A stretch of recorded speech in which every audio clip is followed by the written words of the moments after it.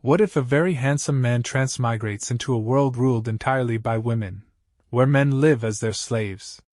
In this cultivation world, the protagonist finds himself trapped, but then, he receives a cheat system.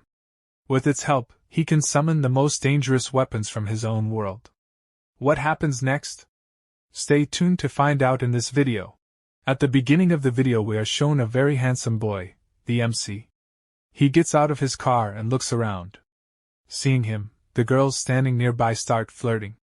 But the MC pays them no attention at all and walks straight ahead. In the next scene we see an extremely beautiful girl standing in front of the MC. Actually, the MC has come here to propose to her. The MC has only one hobby: impressing beautiful girls. The MC gets down on his knees and gives the girl a bouquet of flowers. The girl blushes when she sees the flowers and covers her mouth with her hand. After a little hesitation she accepts the MC's proposal. Then the MC leads the girl toward his car. Just then another boy arrives, shouting angrily that this girl left a handsome boy like him only because you are more handsome than me. Looking at him, our MC smiles and says, "Do you think only I am handsome? No, I am a student at Polytechnic University. I wear good clothes. I am tall, smart, and handsome too. But you are just a rogue who only knows how to cheat. You harass girls and call yourself handsome. Is that the quality of handsome people?" After saying that, the MC leans close to his ear and whispers softly, "I have heard that you are not only a deceiver but also an addict." The MC leans in further and whispers, "You do drugs and use money to spend your nights. Not only that, I've also heard that one of your kidneys is failing. Next time if you come near this girl I will make your condition even worse. And you are talking about behaving as if you will beat me up in this condition. Go home, kid, and drink your milk." Saying this, the MC suddenly delivers a powerful punch to the boy. The punch is so strong that the boy immediately falls unconscious. After that the MC walks away from there with the girl. On the way the MC tells the girl, "Sister, your anger has calmed now. I don't think that boy will trouble you again." Here we learn that the MC was not actually this girl's boyfriend. He had come as a fake boyfriend for money. In reality the MC helps others and, in return, protects them. It also becomes clear that the MC's real name is not Master Chu Ran. So from today on we will call him simply the MC. Walking with the girl, smiling, he says, "That was fun. MC, can you be my boyfriend?" "Sister, how can you say that?" he replies. "I came here only to help you, and yet you cling to me." The scene then shifts. Now the night atmosphere is shown. We see that the MC receives some money for helping that girl. The MC thinks, "With this money I will eat well today." But things don't go as he thought. The money the MC earned is all spent on rent. The car, watch, coat, and other things he had rented that day, all of it consumed his earnings. After that he has no money left.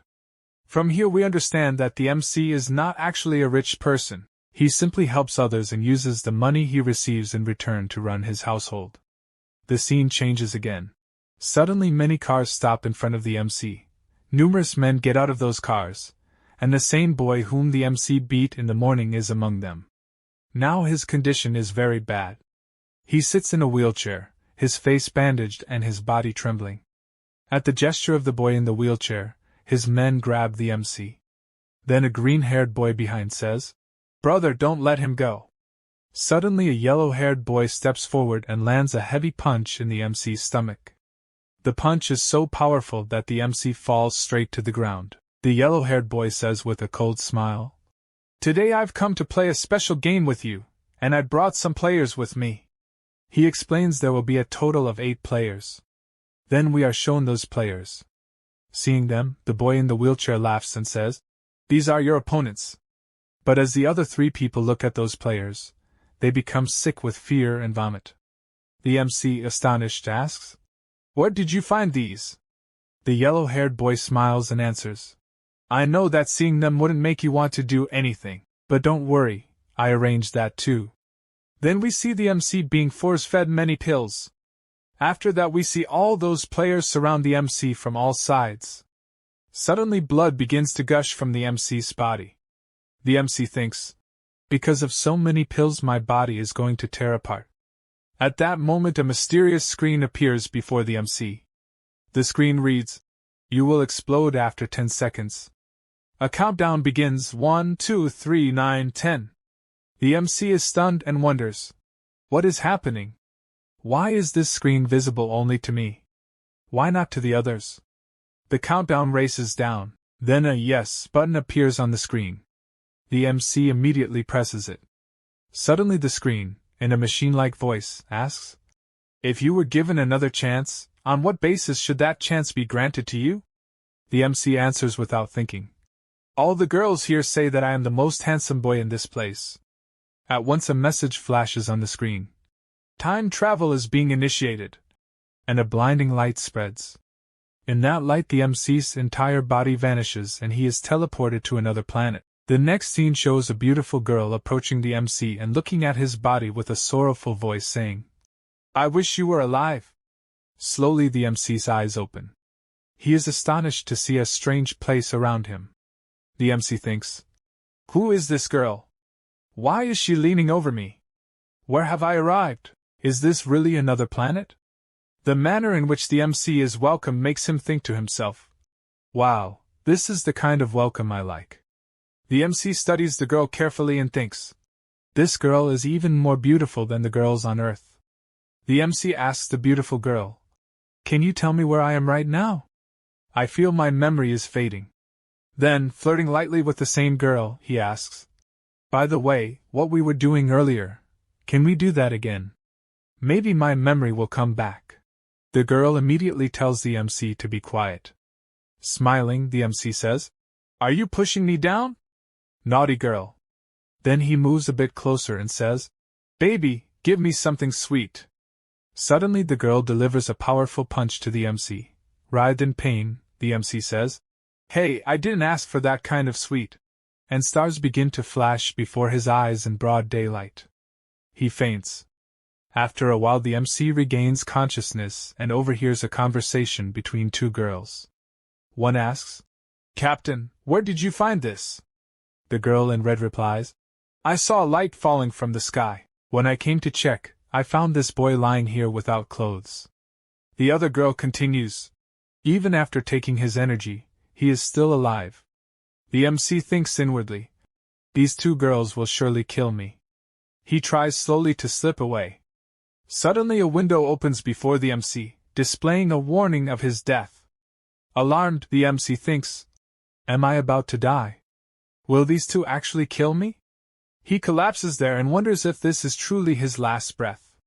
While the MC is thinking this, a girl suddenly stands before him. Seeing her, the MC asks, "Have you come to help me?" But then the girl unexpectedly delivers a fierce kick to the MC. He flies through the air and falls straight into the water. The MC struggles to swim out with great difficulty. As soon as he emerges, he sees a horde of girls surrounding him. Panic-stricken, the MC cries out, "Are these girls or demons? Why are they after me?" At that moment a very beautiful girl arrives and, in a stern voice, asks those girls, "Why are you all disembarking from the ship and loitering here?" One of them answers, "Captain, we saw him wandering around here. We thought he would cause trouble. That's why we came to stop him." Their captain angrily says, "Finish the task we came here for. I will handle this boy myself." On hearing this, the other girls leave. As they go, Cheongjiang immediately places a sword to the MC's throat and says, "Who are you? What have you come here to do? Tell the truth quickly, or I will kill you right here." The MC, frightened, tries to speak. But hearing him, the captain grows even angrier and lifts her sword to kill him. Suddenly the red-clad girl attacks to save the MC. Her strike causes the sword to slip from the captain's hand and fall between the MC's legs. She approaches and tells her partner, "This boy is very special. Even after taking his energy he is still alive. He could be useful to us later. So take him on a mission with us." By the way, the beautiful girl's name is Yao Ji. After that we are told the MC is sent to the ship's guest room, where he begins to rest. Meanwhile we see large monsters prowling around the ship. Next the guest room scene is shown, where the MC sits alone, thinking, I have been in this world for quite some time and I've learned a lot about it. Clearly, rule here belongs to women. Then a map of the place opens before the MC. From that map we learn this is a wild island. Nearly every part of the island is ruled by monsters. Humans hold only a small corner. The women of this world who fight those monsters are called cultivators. The MC also realizes that men's condition here is extremely bad. Men are used only for servile tasks and for producing offspring. Once their purpose is fulfilled, they are pushed aside like slaves. The MC thinks it is no surprise that the women here are more powerful than men, and have ruled this place by their own strength. The MC begins to cry as he thinks. That time travel machine has thrown me into a feminist world where women rule and men live like slaves. I must return to my world by any means. Suddenly a system window opens before the MC. The window informs him, "You have spent 72 hours in this world. Therefore you will be granted a free gift."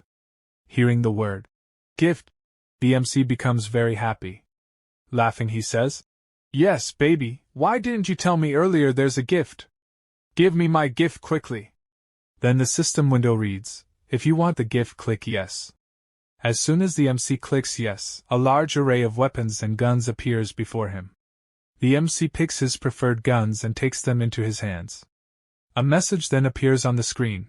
If you want ammunition for these guns, you must purchase the bullets separately. Reluctantly, the MC buys some bullets and loads the gun. After that, we are shown a grand city scene. The ship arrives and stops there. As Yao Ji steps out of the ship, a small squad of soldiers immediately bows before her. The MC watches all this from a distance.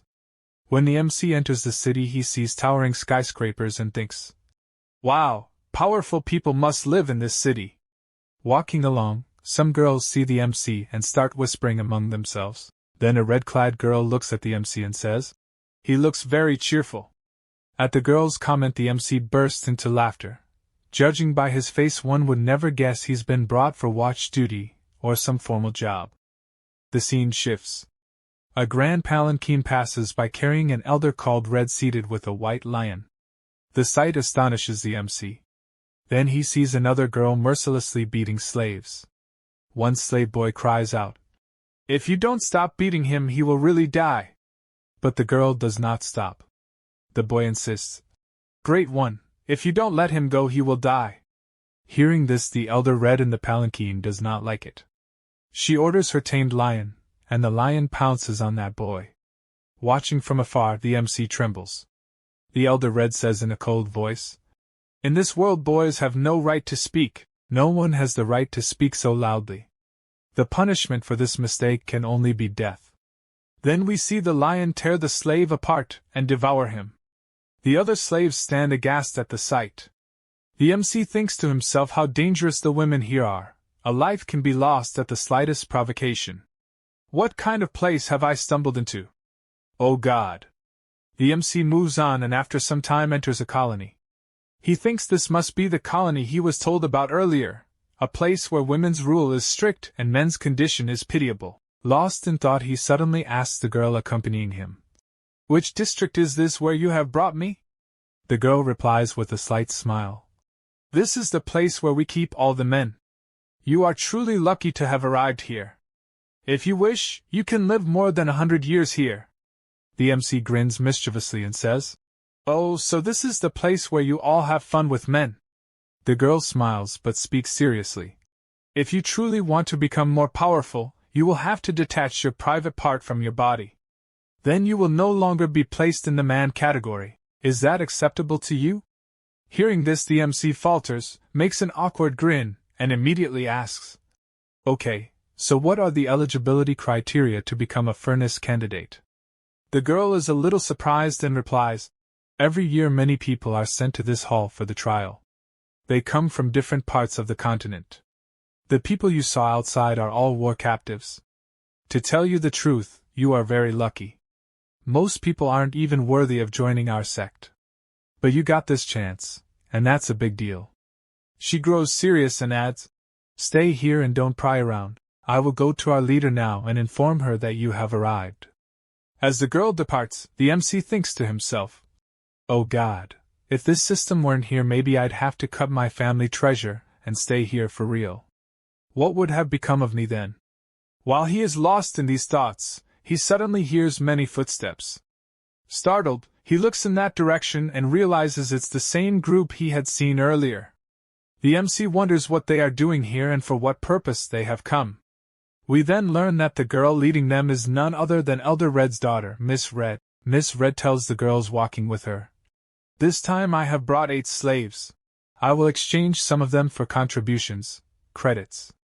Hearing Miss Red, a girl behind says, "Big sister, you are so lucky to have gotten so many credits. My contribution is only 10. I can do nothing with that." As Miss Red steps forward, her gaze suddenly falls on the MC and stops. Miss Red walks straight up to the MC and, smiling, says, "Oh, handsome boy, what are you doing here?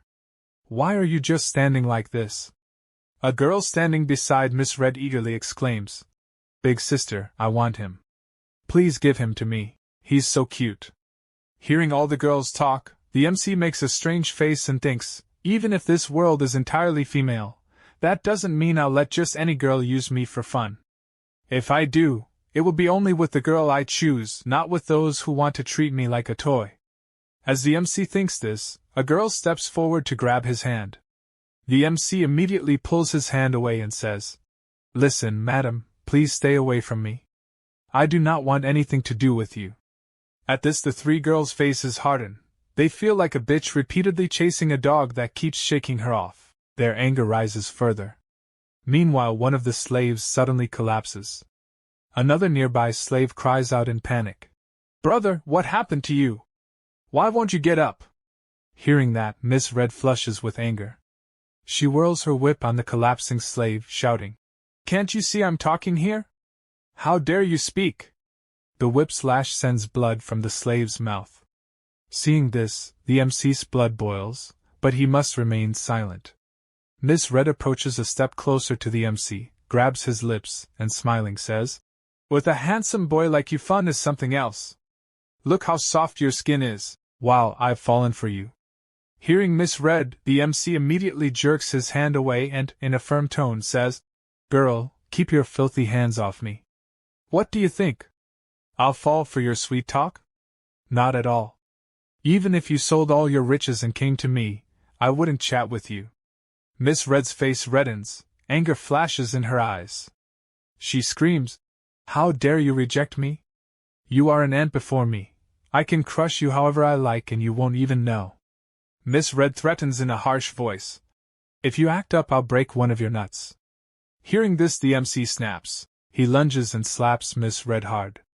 Her whole face flushes red. An uproar ensues. The slaves stare in shock, eyes wide. Miss Red screams, "Do you know what you've done? You slapped me." The MC replies boldly, "Yes, I slapped you. A rude person deserves a slap for insolence and insult." Miss Red's shame and anger erupt. She lunges with her whip to attack the MC. The MC deftly dodges and immediately opens his system window. Information flashes on the screen. Chi attack identified. System grants plus 0.01 smart points for surviving the attack. Reading this, the MC feels quietly excited. He understands the world system calculates physical interactions into some kind of points, a magic scoring system. Seeing this, Miss Red and the others grow even angrier, but the MC is calmer now. He realizes every physical confrontation affects the system and yields some score. He grips the gun gear tightly in his hand. Now he understands this world is not only physical reality but also a kind of game system. The MC's face lights up. So I can absorb all this energy. Amazing, this is incredible. This will be fun. Happiness wells up inside him. Suddenly the air ripples. Miss Red's released attack transforms into a massive red bird, a phoenix, and lunges at the MC. The slaves shout, "Look behind you, you're under attack!" The MC turns and sees a huge red phoenix descending on him. A loud explosion follows. The MC is thrown to the ground and his clothes are torn. He thinks he will try again because he now understands something about chi and how it works. The MC coughed blood and barely managed to stand up. At that very moment, his notification window opened. Information unlock. RI age, 60 years. Height, 175 centimeters. Chi level, advanced tier. Status, hostile. At the same time, the system displayed a message. Multiple absorptions detected. You can absorb only a fixed portion. Excess chi will damage your body. Panting, the MC thought. It means I can only absorb to some extent. The remaining energy will affect my body. As he sat, just feeling the rising strength within him, Miss Red slowly advanced toward him. When Miss Red saw the MC alive and almost steady, her eyes widened. A mix of surprise and anger appeared on her face. Bending down to look at him, she said, I cannot believe it. My so powerful energy, my most lethal attack, and you are still alive. With a faint smile, Miss Red added, You truly seem very strong. Looking at the MC angrily, Miss Red sneered. Oh, little manhood one, yes, in you there is nothing special. Hearing this, the MC's face hardened. Inside, he muttered in anger. Did she call me little manhood? How can this woman say such a thing to me? With eyes full of fury, he glared at Miss Red. Then Miss Red seized his hair and shouted. Did you mock me? Do you think you are some important person? Do not think someone great will come to save you. Here you are nothing but an ordinary human. Miss Red's sword flashed in the air, and in the very next moment she thrust it toward the MC's neck. Forget it, you are also just a common slave, and you will die right now. Saying this, she raised her sword and stepped forward to strike. All the slaves trembled. But then the MC's eyes changed. On his face appeared anger along with a strange kind of confidence. Suddenly, in front of Miss Red a gun appeared. Miss Red was stunned, and on the faces of the slaves, for the first time, a faint glimmer of hope appeared. Pointing the gun, the MC said in a cold voice, I did not come here to be anyone's slave. If you think I am just a toy, your thought is wrong. Your every attack is points for me, and I am absorbing it. Now you think carefully, who is the real prey? Miss Red was shocked. At once, the MC pulled the trigger. Bang! The sound of the gun echoed through the entire hall. All the birds sitting nearby flew away, and the slaves began to look at the MC with a new perspective. The scene cuts here. Now we see Yao Ji, who is sitting in her chamber looking at documents. Standing below, her subordinate said, Goddess, in your absence the elders have prepared all your files. And yes, that new boy on the ship, the MC, he has surprised everyone. Goddess, there is one more thing I wanted to tell you.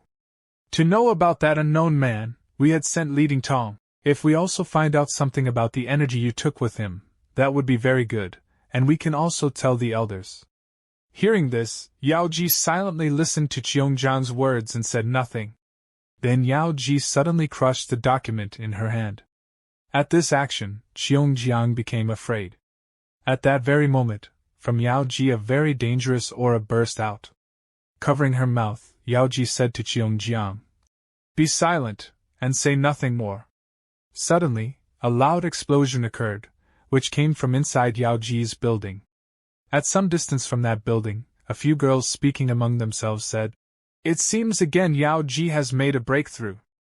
After this, we see Elder Red, who is Miss Red's mother. Hearing the sound, Elder Red made a strange face and thought in her heart, Has it happened again? Has she again made a breakthrough? At that moment, the pendant near Elder Red broke. Seeing it break, Miss Red's companion said, When the person who used the pendant dies, the pendant in the possession of another person breaks as a warning. Congratulations to Yao Ji for dominion over the 9 realms. When Cheongjiang said this and stopped, Yao Ji at once said to Cheongjiang, Do you know why I left that man alone? Because that man was very powerful. To estimate his strength was difficult. That is what made him so dangerous, that even he himself could not recognize it.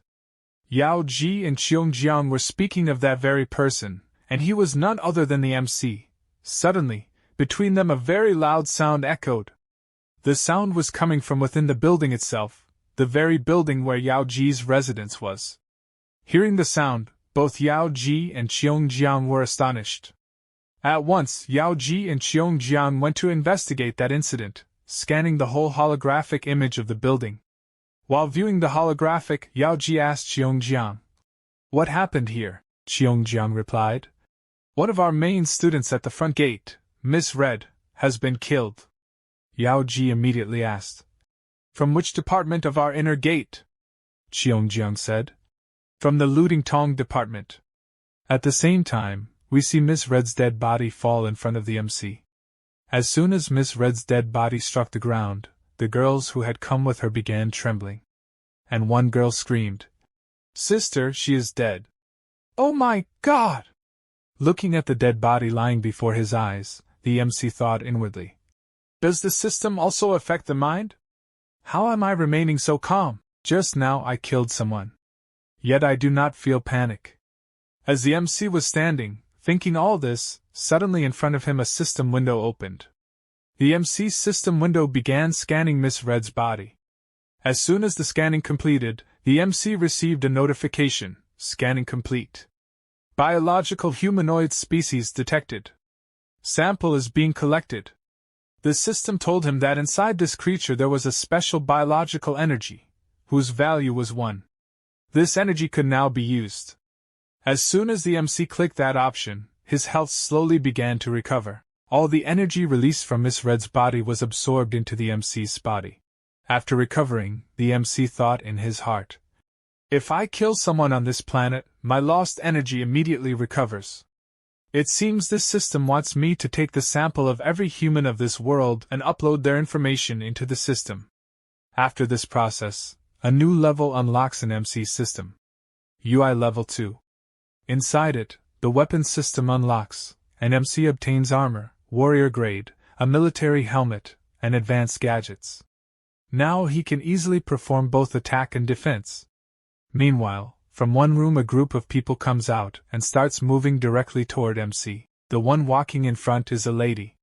The moment MC sees her, he smiles and says, "Oh, so we meet again, lady. To tell the truth, I really miss you."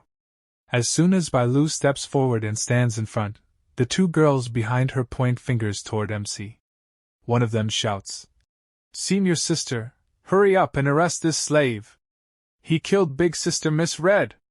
Hearing this, anger appears on Bailu's face. She strikes both girls across the cheeks with her whip and says in a cold voice, "You dare to teach me my own work? Do I now need to learn from you how to do my job?" Even after being hurt, one of the girls gathers courage and says, "Senior sister, Miss Red was Elder Red's daughter. If she comes to know, she won't spare us. Do you want to hide this murder from everyone?" Hearing this, Bailu laughs and replies, "Elder Red's daughter? Tell me, a girl who couldn't even kill a normal human, is she of any use? She was complete trash. Worthless." Then Bailu turns to MC and says, "And why are you staring at me like that? Do you know the mistake you made? You've already killed some of our sex people here, and that too with your secret weapons. What do you think? Will you be let go so easily? From looting hall, I'll teach you a proper lesson." Hearing Bailu's words, MC replies very calmly, "If you're talking about rules, then let me tell you. Nowhere in the rules is it written that I cannot defend myself, or cannot counterattack. Am I right? I'm speaking correctly, aren't I? I thought strength was valued the highest here. I never wanted to kill her. I only wanted to give her a little lesson because she wanted to take my life. But I didn't know she would die so easily." Hearing MC's words, Bailu becomes impressed. Smiling, she says, "Your attitude is sharp, and your tongue is even sharper. I must admit. Fine. If you survive Elder Red, I'll personally let you enter my hall and give you proper training." Saying this, Bailu falls silent. At that moment, suddenly, a tiger leaps swiftly to attack MC. Seeing the tiger, MC looks slightly surprised. At the same instant, the scene shifts toward the sky, and we see Elder Red standing on a pedestal. Elder Red, holding her sword, leaps forward to protect her child. She stands before her daughter's corpse. The moment she sees her daughter's lifeless body, flames of fury rise in her eyes. Her eyes seem blood red. She shouts, "Who did this? Who dared to kill my daughter?" With Elder Red's words, an extremely powerful aura pressure bursts out from her. Seeing that power, Bailu thinks in her heart. With such overwhelming pressure, today, MC's condition will not remain good. As soon as Elder Red's aura is detected, a notification appears on MC's window. Aura detected. Absorbable amount, 0.01 points. The message reveals that for now MC cannot endure much of this aura's effect. He can only absorb 0.01. Even so, MC stands firm and stable before Elder Red. Elder Red glares at MC and asks, "Was it this boy who killed my daughter?" The two girls present their try to say something, but before that, MC himself speaks. "Yes, I killed your daughter. It happened in self-defense. Now tell me, what do you want to do?" The moment Elder Red hears this, she angrily raises her sword and declares, "Then you die too!" She hurls her sword forward. With the sheer force of the sword, MC is pushed back and crashes into a big wall. A thunderous explosion resounds. When the explosion ends, we see the sword embedded in MC's shoulder. MC holds the sword with one hand to stop it from going deeper. Seeing this, Elder Red is shocked that MC is still alive. On the other side, Bailu is also stunned to see MC still standing. MC slowly rises to his feet. His clothes are torn apart, and inside, his blood-proof jacket is clearly visible. As soon as MC stands, a notification window opens before him. Health remaining, 25 to 50. Armor durability, active. Seeing this, MC smiles and thinks to himself, "Good thing I wore the armor earlier and recovered my health. Otherwise, I'd already be dead by now." Meanwhile, Elder Red pulls her sword back and mutters to herself, "I can't believe it. This little brat is still alive." At that moment, a girl standing beside her says, "Elder Red, be cautious of that boy. He has a magical weapon that can attack anyone."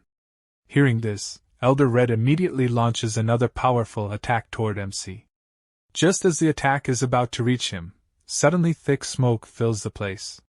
Even Bailu can't see MC clearly. From within the smoke, we see a rolling device releasing continuous smoke. Here it's revealed, MC has used a smoke bomb. Inside the smoke, MC's strength literally multiplies even more.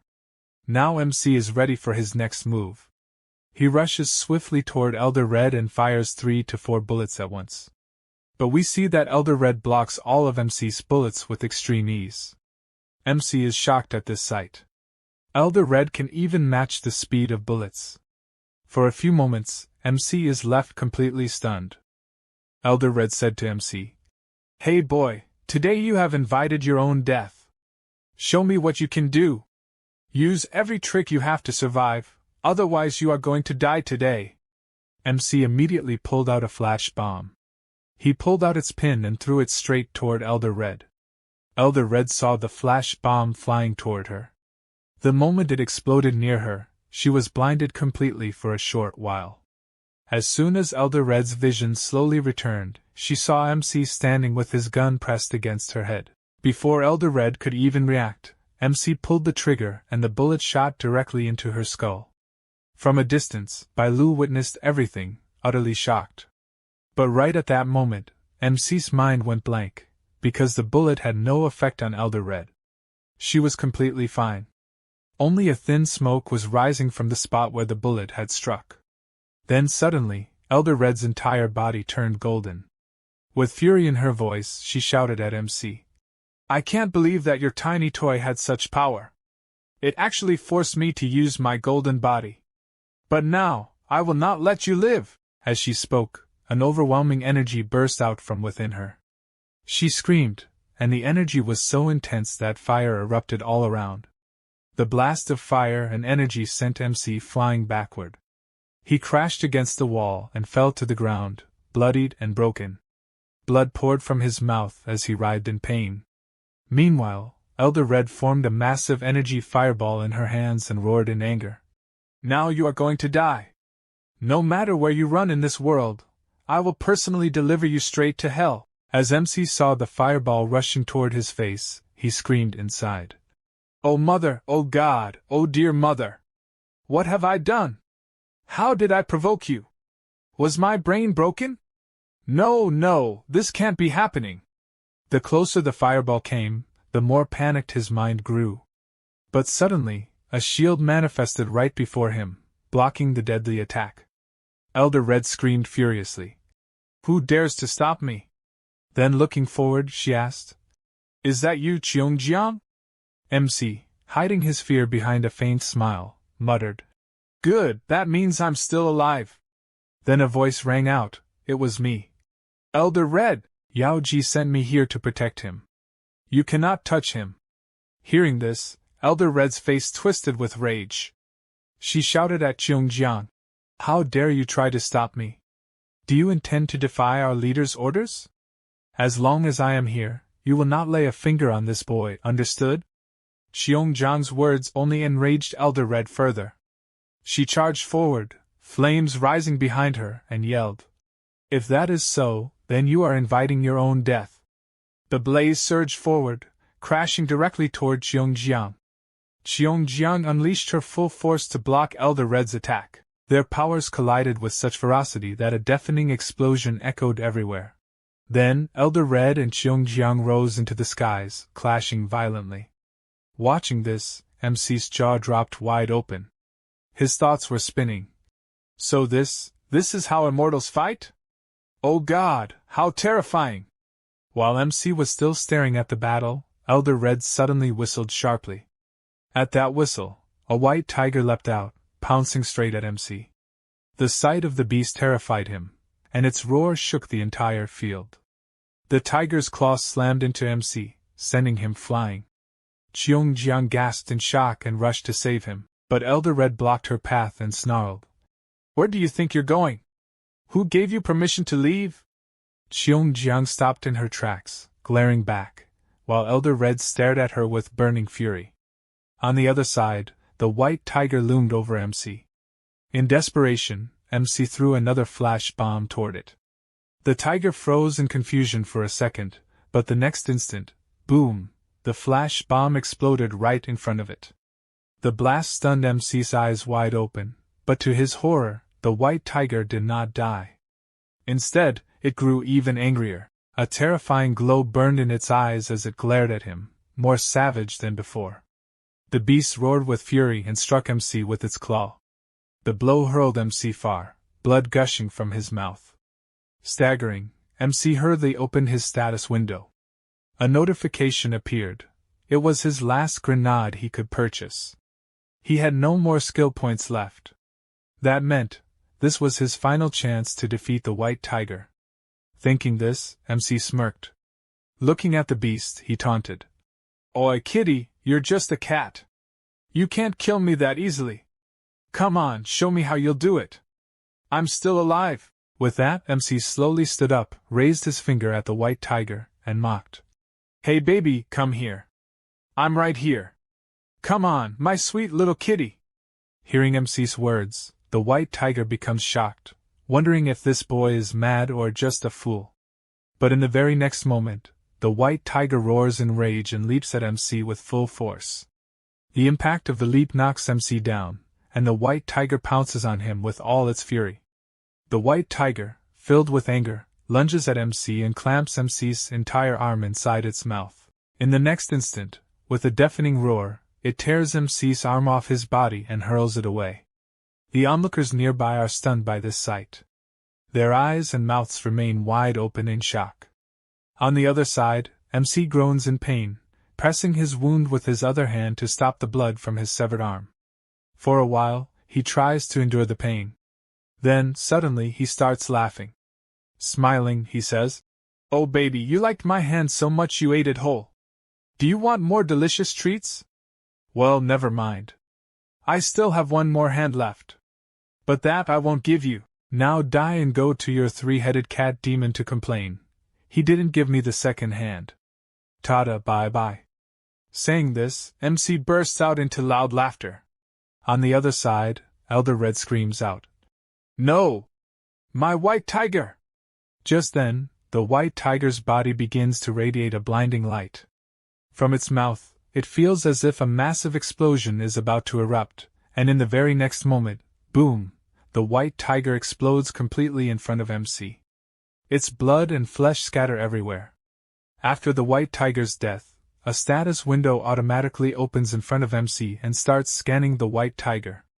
A notification appears, scanning process complete. Sample collected. New biological energy gained, 1%. The system then explains, the 1% energy gained from the white tiger's sample will be given to MC as a reward. As soon as MC reads this notification, his severed arm slowly begins to regenerate by itself. Gradually, his arm fully regenerates until it becomes completely new again. Seeing this, MC clearly understands. That means whenever I kill a human or an alien, the reward energy I gain can regrow my severed limbs. Which means, as long as the system is with me, I can even escape death. Meanwhile, Elder Red watches MC healing before her eyes. She becomes furious and, with great speed, strikes at MC with her sword to kill him.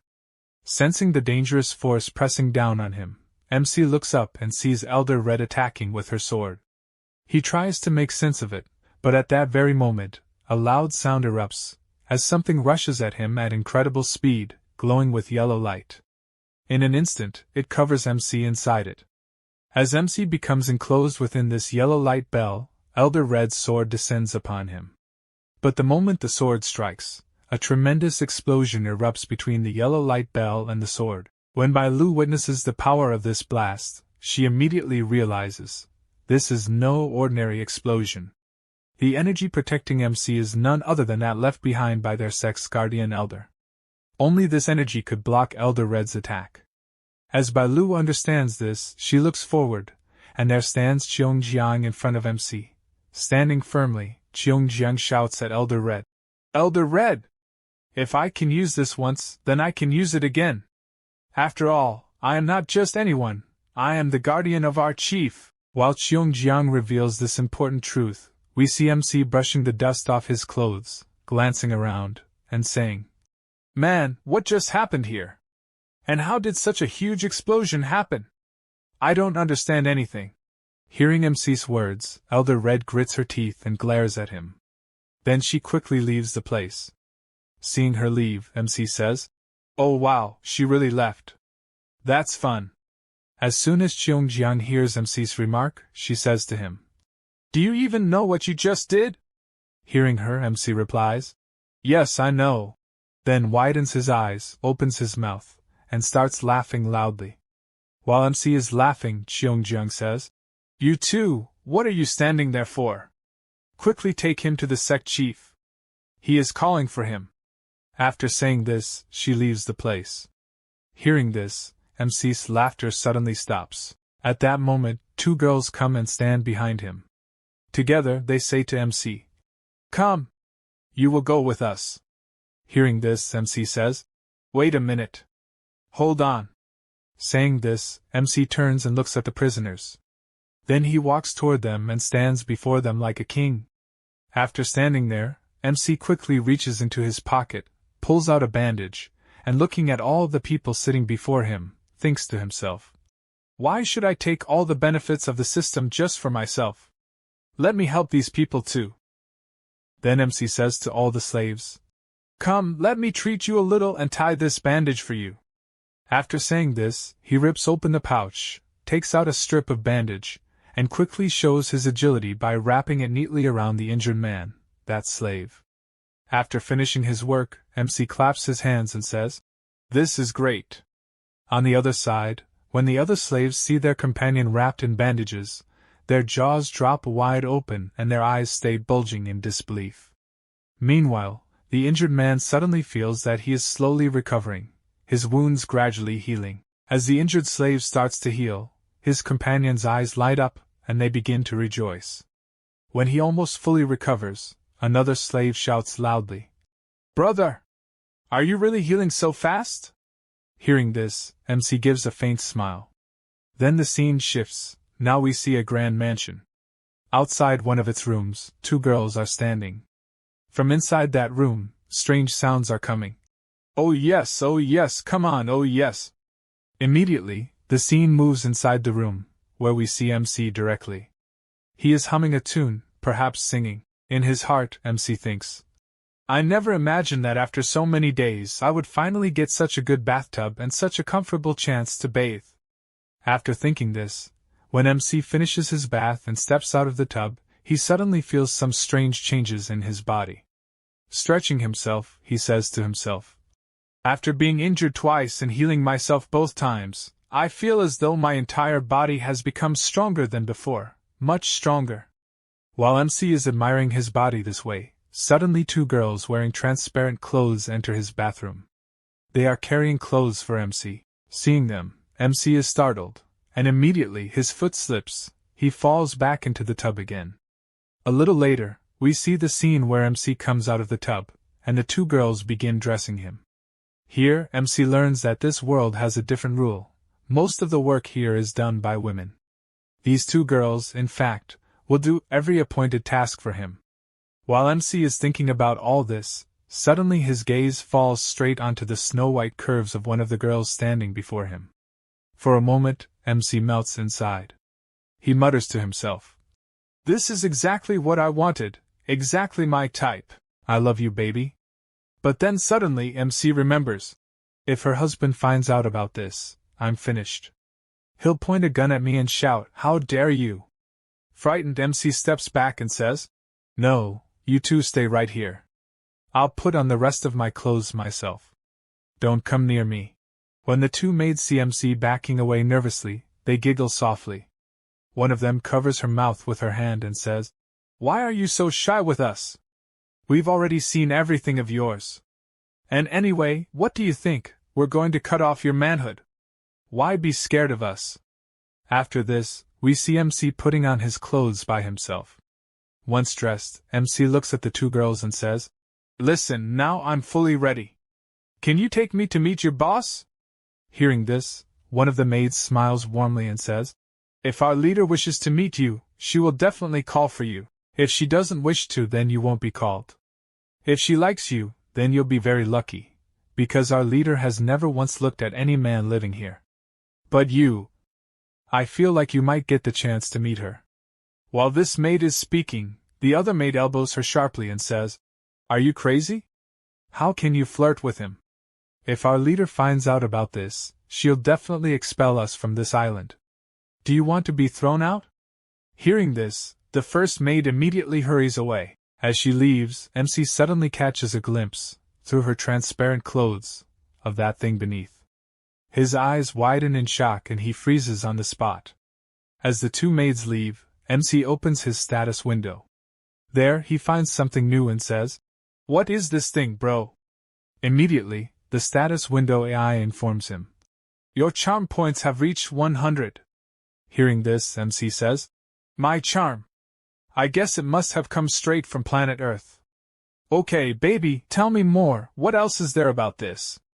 MC then absorbs all the information from his AI. He realizes that due to a single-shot kill earlier, he had received a reward, a white tiger pet.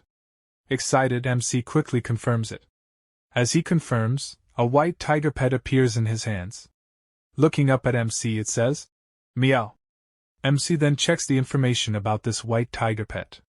He learns that it functions exactly like a drone. It can fly, observe anything, gather information, and give him location data. Seeing this, MC becomes extremely happy and, playing with the white tiger, says, "Daddy loves cats so much, so I'll name you Meow Meow." Thus, the poor white tiger pet is officially named Little Meow. It seems to like this name very much and becomes ecstatic, laughing joyfully at hearing MC call it Little Meow. While MC and Little Meow are laughing, a gust of wind carrying a very sweet fragrance passes between them. MC and Little Meow are both captivated by the scent. MC tries to trace it and quickly heads outside his room. Following the fragrant wind, MC enters another room and sees a steaming hot swimming pool with a faint shadow inside. Looking at the pool, MC is shocked, his cheeks turning red like tomatoes. Little Meow, seeing the scene, freezes and stares at the girl in the pool. It is none other than Miss Red. Little Meow starts drooling and bleeding slightly from its claws, trembling uncontrollably. MC watches all this from a distance. Suddenly, Little Meow darts forward at incredible speed. MC shouts from behind, "Fool! Where are you going? Don't you know who's there?" Little Meow ignores MC and races to Yao Ji. Upon reaching her, it starts playing with her chest. While doing so, Little Meow says, "I need milk now. Do whatever it takes, give me milk."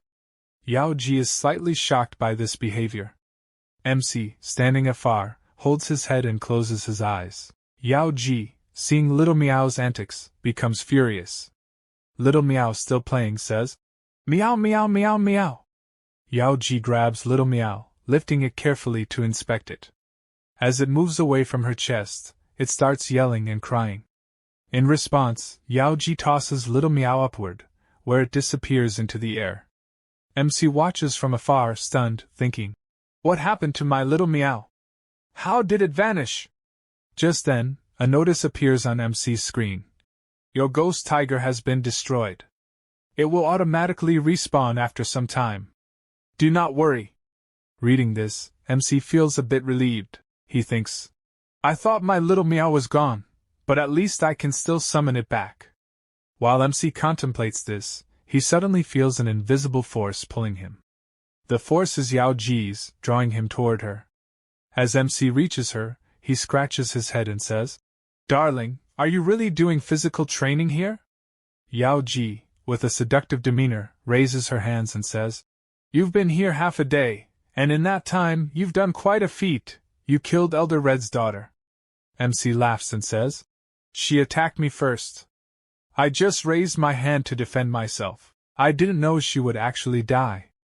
Hearing this, Yao Ji changes her pose, stretching her legs and displaying her figure. She says, "Give me a reason not to kill you. If you give me a good reason, I'll spare your head. Otherwise, Elder Red will definitely cut it off." MC swallows his spit and thinks, "As far as I know, Yao Ji won't let me die. If she wanted me dead, she wouldn't have sent Xiong Jiang to protect me." Understanding this, MC laughs, and Yao Ji looks at him, making a slightly strange, seductive expression. She whistles and strikes a cute pose to draw MC closer. Anyone else would have melted seeing this pose, but MC, the tough guy, doesn't. He slips his hand into his pajamas, pulls out a gun, and says, "Angel, do you want to see this? You know, today it saved my life." MC hands the gun to Yao Ji. She examines it and realizes it has no spiritual energy. It's made entirely of iron. She thinks to herself that such a weapon must have been made with extreme care, unlike anything she's seen in her life. MC explains, "Darling, it may look like a normal iron gun, but it saved my life. It's extremely useful. If any sect possesses it, their prestige will rise, and they'll become the most powerful. To my knowledge, no sect has such a weapon yet." Yao Ji asks, "Can I use this?" MC slaps his chest and says, "Yes, darling. Even a child could use it." In truth, MC is terrified inside, thinking, "Who would dare refuse me? If I refused, I'd be done for here with Miss Red." As MC thinks this, he sees Yao Ji point the gun at him. He shouts, "Darling, what are you doing? I didn't mean you should aim it at me. You can use it elsewhere." Hearing this, Yao Ji moves the gun toward MC's crotch, making him sweat nervously. She says, "MC, tell me, where did you get this?" MC, frightened, replies, "Darling, I brought it with me. You might not have seen it before." Yao Ji then opens MC's pants, dropping the cloth covering his gun. She repositions the gun into his pajamas, ensuring only bullets and the weapon are inside. MC trembles in fear. Yao Ji steps back, placing herself close to MC. He feels as if two enormous soft cushions are pressed against him, actually her chest. Yao Ji raises both hands and aims her gun at him, whispering in his ear, "Listen, darling. You have no spiritual energy, and you don't look like a monster. If you remain like this, you'll never reach the level you want. But I find you very mysterious. I can't fully understand you. Can I trust you?" MC's eyes widen in shock. He stammers, "Darling, what are you doing?" The moment she said that, Yao Ji pressed the trigger. The bullet whistled out of the gun. This is not a girl. This is a demon. She stopped the bullet with just 2 fingers. "Lord, what am I seeing?" This turned out to be a fiend, MC cried out in panic. His breathing quickened. At that moment we see Yaoji give a very sweet little smile after catching the bullet. Then Yaoji gives MC a light push. MC slides forward, takes a cold breath, places his hand on his chest and thinks to himself, "Oh God, I just barely survived." Yaoji doesn't pay MC much attention and says, "This gun you have can work for beginner fighters. But for powerful warriors like us it's not very harmful. Even though it looks powerful, it still needs improvement." Hearing Yaoji, she thinks inwardly that this boy seems to have no spiritual energy. He hasn't used even 1% of his energy. He looks utterly foolish. MC realizes Yaoji was just testing him. He wonders to himself, "Did I pass this test?" Yaoji puts her hand on MC's shoulder and says, "Darling, you shouldn't be careless here and there. If you stay so reckless, Elder Hong could kill you at any moment. Elder Hong is one of the most important people in our sect, so be careful. Besides, you are the first human I've made whom I can use, my baby." After Yaoji's words, MC becomes a little confused and looks at her with a strange expression. Then MC, turning serious, says, "I don't usually pick on anyone first. But whoever attacks me or messes with me, I will definitely answer back." Yaoji falls into thought at MC's words and a light silence fills the air. Yaoji tells MC, "You really don't speak like a man. You talk like those women who are very ambitious and leave no one alone." MC makes a strange face and laughs, thinking to himself, "What a weird thing she said." Seeing MC laugh, Yaoji says, "You're getting too arrogant. Come, I'll teach you a technique. Would you like to learn?" When MC nods, Yaoji steps forward and explains. This technique is called Yaoji Thigh Throw. It progresses from small links to larger links. As you use it, your body will start turning golden. One day you'll become like King Kong. You'll be able to shake both sky and earth. You'll gain that much power. Hearing this, MC becomes very excited. He raises his hand and says, "Really? Yaoji, can I truly become like King Kong? I will practice. It won't harm me, will it?" Seeing his excitement, she smiles and says, "All right, I will still teach you the practice." As she says that, a sharp, dangerous white light emits from Yaoji's eyes. Lightning-like energy bursts from within her and forms a spherical energy field around MC, enclosing him. Yaoji softly says, "Go and tell the sea deity that I wish to learn this technique and that I can offer a sacrifice of my mind so that this technique comes to me." MC was about to repeat Yaoji's words when a notification pops up on his status window. Thunder Heart Seal detected. Convert TO's spiritual energy and infuse into body. After seeing the notification, MC grits his teeth and thinks, "That means I can directly dissolve this technique into myself and automatically upload it into my system." Thinking that, MC pulls up the technique's information from his status window. Reading it, he learns that this technique will double his original power. MC becomes very happy at that, but as he continues reading his eyes widen in shock. He stammers to himself, "Does it mean every second I use it my energy will decrease? What does that mean? I can only use it for 10 seconds. While MC reads all this, Yaoji is thinking inwardly. "Now see how you escape me, MC. I will peer into your mind and find everything out." She intends to enter MC's mind and take all his information. This technique is exactly that. Through it she can clearly see a person's soul. She can pull all information, read the opponent's memories, learn who they are, why they came, and whether they are lethal. Yaoji is using this technique on MC when suddenly MC's system issues a red alert. The screen flashes, "Warning, incoming mental attack detected." MC startles. What's about to happen? What kind of attack on me?" Before he can understand, his notification system tells him, "Opponent attempting memory extraction, defensive protocols activated, loading." MC opens his mouth and mutters, "What is this system saying?" While MC is trying to make sense of everything, we see Yaoji in great trouble. Golden light is flowing from her toward MC. Then Yaoji realizes that MC is pulling her memories toward himself and taking all her information. He can even reverse the soul search technique. As soon as Yaoji understands this, she cries out in surprise and tries to stop him. At that moment she realizes that MC is also drawing spiritual energy hidden in her energy store. Then a notice appears before MC. You can download this data completely. File size 1.6 gigabytes. MC is shocked and mutters to himself, "Man, this file is huge. What should I do?" His system goes into auto mode and starts drawing the energy Yao Ji is emitting as the source. As the energy surrounds MC from all sides, he begins to feel better. He senses he is becoming more powerful. He had only tasted a little of that energy when Yao Ji screams angrily, "Rascal! You ate all my energy and you're enjoying it. Now taste this yourself." Saying that, Yao Ji thrusts her hand forward. At that instant the energy ball around MC suddenly blasts and vanishes. Because of the explosion, MC can't see clearly. Coming to his senses, he tries to look forward and sees Yao Ji sitting on his chest, grabbing his collar.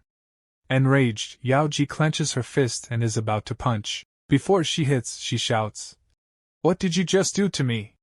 What exactly do you want?" She punches.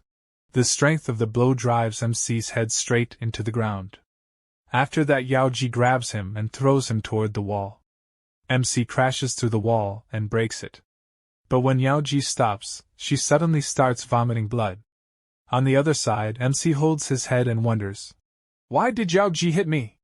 Was she trying to test the Yao Ji thigh throw technique I just learned? This technique requires a lot of strength. My head is splitting." MC gets up from near the broken wall and mutters, "Darling, where are you? I can't see you." Tightening his waist belt as he looks for Yao Ji. Hearing "darling" from MC's mouth, Yao Ji attacks him with another punch. The punch is so powerful that MC breaks through the ceiling of the room and soars into the sky. Flying upward, MC shouts, "What are you doing? Do you want to kill me? Why did you throw me into the sky?" After rising at high speed, when he begins to fall, he screams in panic, "No, save me! I'm going to die! Someone save me!" Suddenly a blue cloth appears and wraps tightly around MC's legs, preventing him from falling. Actually, the one who saved MC's life is none other than Yao Ji herself. Seeing this, MC shouts in astonishment, "Yao Ji, what are you doing? Where are you trying to take me? Why are you doing this to me?" Yao Ji continues to hold MC and fly, but then she vomits blood again. This time MC clearly sees it. From below he shouts, "Darling, what's wrong with you? Yao Ji, what's going on?" Hearing this, Yao Ji's grip loosens and both of them begin to fall from the sky. MC grabs onto a tree while falling and steadies himself. As he comes down, his status window opens and reads that his HP has been completely depleted and now only 50% HP remains. Seeing this, MC thinks, "I don't understand. Where was Yao Ji trying to take me?" Meanwhile, MC notices a very large rock in front of him. He taps the rock several times to see what it actually is, but where he tapped, an eye suddenly appears and MC doesn't notice it at first. MC turns back and sees Yao Ji trying to get up using a tree for support, but blood is still coming from her mouth. Seeing this, MC runs toward her in alarm and tries to grab her. Yao Ji, seeing MC approach, shouts in anger and clenches her fist to punch him. Suddenly roots trap her feet, she loses balance and falls directly onto MC. MC immediately catches her and steadies her, but Yao Ji jolts and pushes him backward. Yao Ji angrily says, "Don't you dare come near me or I will kill you, hypocrite." Then she thinks inwardly, "I can't believe it. This child reversed my soul search technique and damaged me instead." On the other side, MC places his hand on his chest and says in shock, "Yao Ji, what are you talking about? I'm a martial arts specialist. I wouldn't even dare to hurt you." Just then, the ground around MC starts to vibrate violently. The whole area shakes, and a terrifying silence falls. MC looks up, and his eyes go wide in disbelief. Right above him, a gigantic serpent is hanging down, hissing as it stares directly at him. Terrified, MC points his trembling finger upward and says, "Darling, look! Such a huge snake, it's glaring at us." Yao Ji, too, is stunned upon seeing the snake.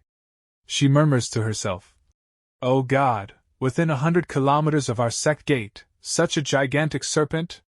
Why didn't we see it before? Both MC and Yao Ji are still recovering from the shock when suddenly, the snake lunges at them at lightning speed. The two narrowly dodge the attack. But the serpent keeps striking again and again, leaving MC barely any space to move or escape. Yao Ji's eyes widen as she glares at the snake, her face showing both anger and concern. Then, she suddenly freezes, shocked, because she notices something. Controlling that enormous serpent, stood a girl, staring coldly at both MC and Yao Ji.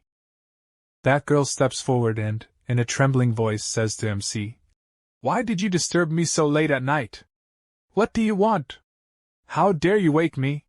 She adds that she traveled thousands of kilometers to sleep here, and introduces herself as Hongi. Hearing Hongi, MC quickly raises his hands in a placating gesture and says, "Sorry, sister, please forgive us. We were only passing through." Meanwhile, the snake coils even tighter around MC, and both MC and Yao Ji feel a little afraid. Hongi moves very close, so close that MC's cheeks flush. Suddenly Hongi closes her eyes, mischievously sticks out her tongue, and licks MC's cheek. Seeing this, MC's face goes even redder. His body reacts embarrassingly. Blushing and trying not to melt, he steps back and, half angry, half nervous, says, "What are you doing? Why are you licking my cheek? Aren't you ashamed? Will you really do this and make me melt?" Hongi chuckles softly at MC's words, looking at him with a sparkling, teasing gaze. The story continues. Hongi, with a flirtatious gleam, taunts, "I like you very much. Now I want you to stay with me. For the next 3 months you will be my man, day and night by my side. Will you accept my offer?" Hongi falls silent. Yao Ji, in a serious tone, interjects, "Hongi, it's already too late. This man is already mine." Hongi laughs at Yao Ji and teasingly asks, "Do you really want to stop me? Do you have the nerve?" Yao Ji meets Hongi's challenge with her eyes and says, "Listen, Hongi, this place is for humans, not monsters. Leave." Hongi laughs loudly and replies, "So what if this place belongs to humans? If I wreak havoc here and harm people, what will you do?" "I'm not afraid of you." MC watches the argument, torn about whom to support. In the end he decides quickly. Standing up, he levels his gun at Hongi and says in a stern voice, "Listen, sister, I have no interest in you. Stay away from me, and don't mess with my life. If you provoke us, we will respond. Know your limits." Seeing MC's gun, Hongi claps and says, "Wow, such a strong reaction at the start. You really scared me. Looks like you're going to become very powerful." MC smiles at that, and the atmosphere tightens, ready to break into conflict. Hongi says she finds MC even more interesting now, so she won't keep him for 3 months but for half a year instead. Day and night she'll be with him. He will be her man. Hearing this, Yao Ji becomes furious. "How dare you look at what's mine?" she snaps, and releases a lightning-like bolt from her hand, attacking Hongi directly. But Hongi nimbly dodges the lightning bolt. She taunts, "Humanity is truly cruel. They always attack from hiding." She lifts her cigar, takes a deep drag, and lazily exhales smoke in front of them. The smoke transforms into a powerful force that scorches everything before it, and shakes the ground. MC sees the burning flames and panics. "I have to run from here." He looks around in fear. At that moment Yao Ji appears behind him, ready to counter the attack. She flings a white feather toward Hongi. As the feather moves toward her, it unexpectedly soars into the sky. Hongi watches the feather ascend with some surprise. She doesn't understand what Yao Ji is doing. As the feather climbs high, a huge palace suddenly materializes in the sky. Hongi points at Yao Ji and asks, "Are you from the Yaoshan Sect? I came thousands of kilometers to kill you." Yao Ji answers calmly but firmly, "You are only 100 kilometers from my Hyo sect right now. If you beg for forgiveness before our sect arrives, I will forgive you. But if my people get here, I will show no mercy. So quickly apologize and save your life." Hongi replies in an angry voice, "That's impossible. Yaoshan Sect has attacked our Hyo sect many times. Many of our ordinary children and people have been injured, and some have died. Because of you, many children from our sect have been killed. Do you think I'll apologize? No. Our leader sent me to teach you a lesson. Yao Ji smiles coldly and asks, Do you really think you can teach me a lesson on your own? She falls silent. At that moment both Yao Ji's and MC's gazes turn toward the trees behind them. MC is shocked. Between the tall trees, many enormous eyes are staring at them, eyes so huge and alien that their hearts skip a beat. Hongi smiles and says, No, Yao Ji, I did not come alone to teach you. I brought a whole monster army. As she speaks, the camera, slowly pulling back, reveals massive, dark shadows in the gloom.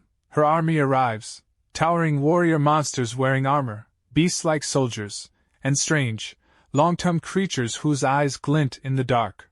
Yao Ji says, slightly surprised. So this was your plan. MC backs away and whispers, This is going to be bad. Hongi laughs and says, When I come to fight you, of course I bring an army, you crazy girl. Don't you understand? As she finishes, her troops fall into formation behind her. One huge monstrous soldier, a bear-like monster, slams its massive weapon onto the ground. The strike shakes the earth and a dense smoke billows out.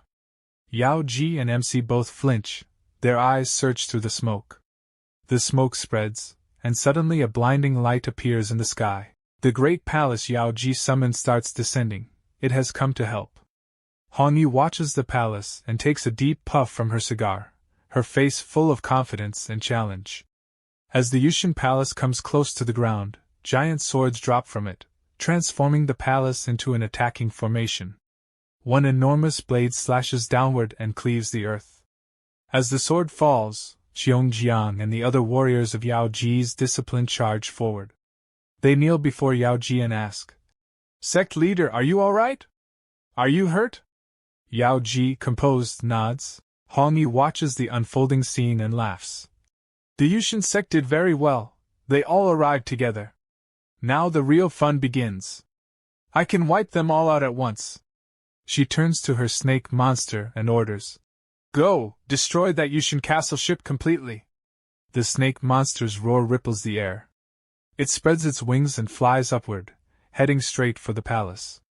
MC watches in amazement and mutters, How is it flying with such a heavy body? Yao Ji stands calmly, her eyes fixed on Hongi. The scent of battle fills the air. This fight could be anyone's last. Smoke rises. Suddenly the bear-type monster surges forward and the Yaoshan Sect's female warriors advance to stop it. They come at the bear-like monster one by one. The beast lunges back. When the monster swings its cleaving axe into the ground, the force launches the women backward, tossing them aside. MC watches from below as the snake-type monster circles and rains destruction on the sect castle. Massive damage slams the palace again and again. MC grits his teeth, visibly worried. At that moment the bear-type monster was about to strike a girl with its blade when something falls onto its head. The hit enrages the bear-type monster, which lets out a terrifying roar. MC fires a shot immediately and thinks, This monster is extremely powerful. Even a Kar 98-like rifle has little effect. It can't be defeated so easily. Thinking fast, MC turns to Yao Ji and says, Darling, can you help me? I can't beat this alone. Yao Ji assesses the situation and looks toward Xiongjiang. Listen, Xiongjiang, this monster is incredibly powerful. We can't beat it this way. I must go to the magic city and fetch a powerful weapon. I'm going. You must protect our sect people here. We need to retreat. Xiongjiang nods firmly, looks ready, and coordinates the withdrawal. Everyone prepares to fall back. The second phase of the battle is about to begin. The fight will take on a far more dangerous turn, Yao Ji says in a serious voice. Xiongjiang, I can do anything, but I must leave right now. Xiongjiang nods and replies, Yes, leader, you may go. Just be careful. At that instant something suddenly reels MC toward it at tremendous speed, causing him to let out a loud scream.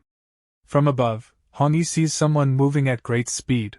Her eyes dart down, and she recognizes that the one moving so fast is none other than Yao Ji.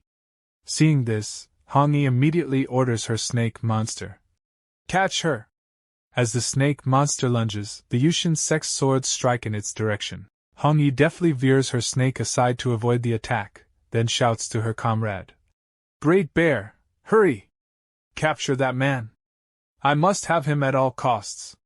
On the other side, the MC and Yaoji were now running at full speed. Behind them, a gigantic snake monster flew through the sky while a great bear thundered after them on the ground, each of its steps echoing loudly. The great bear was chasing them relentlessly, while the air was still thick with the scent of battle. Meow was keeping constant watch on the big bear. Through his status window, the MC could see everything clearly, the bear's position, its movements, and what it was doing. As he watched all this, the MC was also guarding Yaoji's body and making sure she was safe. However, Yaoji was still unconscious. After a short while, the great bear swung its massive weapon and sliced through a huge tree with astonishing speed. Right behind that tree stood Yaoji and the MC. The moment the tree fell, the great bear instantly locked on to their location. As it pushed the fallen tree aside, both Yaoji and the MC suddenly fell down. But in reality, what had fallen was only their puzzled dummy illusion. The great bear roared furiously. From a distance, the MC looked at that dummy and smirked. Then, glancing at his status window, he saw that the black bear was still roaring loudly in anger. Looking at the weapon in the bear's hand, the MC thought to himself, "That weapon doesn't look very strong. I don't think it can harm me much." The MC gathered some leaves, performed a small magic ritual on them, then tied them into a small pouch and called for Meow. Meow immediately appeared before him, meowing loudly. The MC stood before Meow, preparing to plan his next move. He handed the small pouch to Meow and said, "Go. Drop this in Big Bear's path. Sprinkle the contents ahead of him so he gets confused and loses my trail." Meow instantly covered her mouth with her tiny paws, hesitating nervously. It was clear she wasn't ready at all. The MC spoke in a slightly stern tone. "If you don't listen to me, I'll never summon you again, and you'll never see Yaoji either." Meow trembled for a few moments, then lowered her head. With her eyes closed, she said softly, "Fine, just stop talking. I'll go." Then Meow ran off, crying softly, carrying the pouch in her hands. The MC burst into laughter as he watched her go. A little later, the MC activated the map view in his status window. With Meow's help, he kept track of Big Bear's every movement and maintained a safe distance. He was feeling quite pleased with himself when suddenly a notification alert popped up on his screen. "Ghost Tiger has consumed 30 smart points. Do you wish to continue?" The MC froze in shock. He muttered to himself, "Using the Ghost Tiger really costs a lot. It's too expensive." He took a deep breath, calmed himself down, and began forming a new strategy. The MC said to himself, "Man, running like this isn't a solution. This is an emergency situation. I need to find a way out." With that thought, the MC summoned an emergency injection from his system. A kind of adrenaline-type syringe often used in games. He looked at it and wondered aloud. "Should I use this?" Holding the syringe in hand, the MC searched Yaoji's body for a soft spot. The place where the injection would work most effectively. Once he found it, he quickly used the syringe like a knife and injected it in one sharp motion. The spot he hit was the delicate area between Yaoji's two large mounds, and the injection went right there. The moment it entered, Yaoji's eyes snapped open. She slowly regained consciousness. Startled and panicked, the MC threw the syringe away and raised his hands defensively.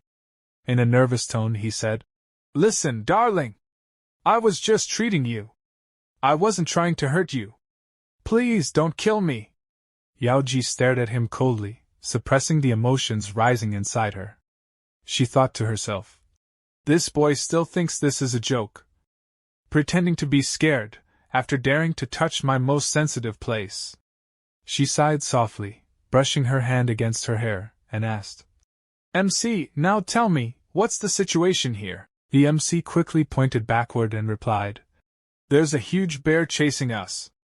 I managed to trick it for now, but I don't know where it is anymore. Yao Ji thought for a moment, then said calmly, "All right, I understand. Follow me. I know a place where we can hide."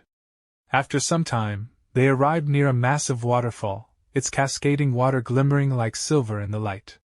The MC looked at it, amazed, thinking, "Wow, this place looks like another world, so beautiful." Yao Ji walked close to the rock wall near the falls. The MC asked curiously, "Darling, how did you even know about this place? And are you sure we'll be safe here?" Yao Ji didn't answer. She simply placed her palm on the wall. The moment her hand touched it, the entire cliff shivered lightly, and some invisible energy activated from within. The MC watched in shock. Meanwhile, far away in the forest, the big bear lifted its nose and sniffed the air, then roared loudly. It had sensed Yao Ji and the MC's location. It began thundering toward the waterfall. The roar of falling water echoed as the big bear appeared at the top of the cliff, its eyes locking directly onto them. It immediately swung its weapon and launched an attack. The MC panicked the moment he saw it. But Yao Ji grabbed his hand and pulled him straight into the portal hidden behind the waterfall. Indeed, the waterfall itself was the entrance to a portal. The big bear's attack missed, and both of them safely passed through. Inside the watery portal, the MC gasped for breath and thought, "Man, this portal is really uncomfortable. It feels terrifying inside." After swimming for a while, the MC emerged on the other side. Only to crash down hard with a loud boom, sinking halfway into the ground. At that moment, a red warning screen appeared on his status window. The text read, "Warning, intense spiritual pressure detected outside the portal." The MC looked up and felt an immense power surrounding them. The spiritual energy pressure here was 10 times greater than before. Yao Ji looked at him and said firmly, "MC, the spiritual pressure here is 10 times stronger than outside. You must think carefully before making any move." The MC, slightly trembling, asked, "Darling, can you tell me where exactly we are right now?" Without replying, Yao Ji walked ahead, and the MC followed close behind. Then, his system gave another alert. "Scanning complete. You are awarded 1 profit point for contribution." The MC blinked, confused. "Profit? For what?" Before he could think further, his body began to reincarnate, growing stronger and sturdier. He grinned with excitement. "Wow! Just teleporting here is so rewarding. This place is amazing. My body's becoming even more powerful." He shouted, "Please, darling, can you tell me where we are? I really like this place." Yao Ji finally turned to him and said seriously, "This place is one of the royal fragments of the Yaoshan Sect. A hidden domain where the sect's weapons are stored." The MC thought to himself, "A high-secret fragment. This hidden realm must be one of the 3,000 minor worlds." He listened carefully as Yao Ji continued, explaining that the main world was connected to the cultivation resource realms, and most of its landscapes were built using outputs from these secret areas. The MC concluded in his mind, "So every world has its opposite, its counterpart realm." Then he asked aloud, "Darling, can you tell me, this secret domain of our Yaoshan Sect, what exactly does it originate from?" Gripping her sword tightly, Yao Ji answered in a solemn voice, "The Heavenly Star Treasure," she explained further. "Every 100 years, a Heavenly Star Treasure is born within this secret area. If you can absorb its energy into your body, your bones and strength will become unimaginably tough. Your body condition will reach the top level, surpassing normal human limits." Hearing this, the MC was both astonished and thrilled. Just then, through the teleport portal behind them, the MC saw the big bear forcing its way inside the secret area. His eyes widened. The danger was now very close. He pointed and shouted, "Darling, look! That big bear, it's coming straight for us." Yao Ji replied calmly, "Don't worry about it. The spiritual energy here is too dense. It will take a long time for it to reach us. This energy itself repels monsters." The MC nodded and followed her deeper inside.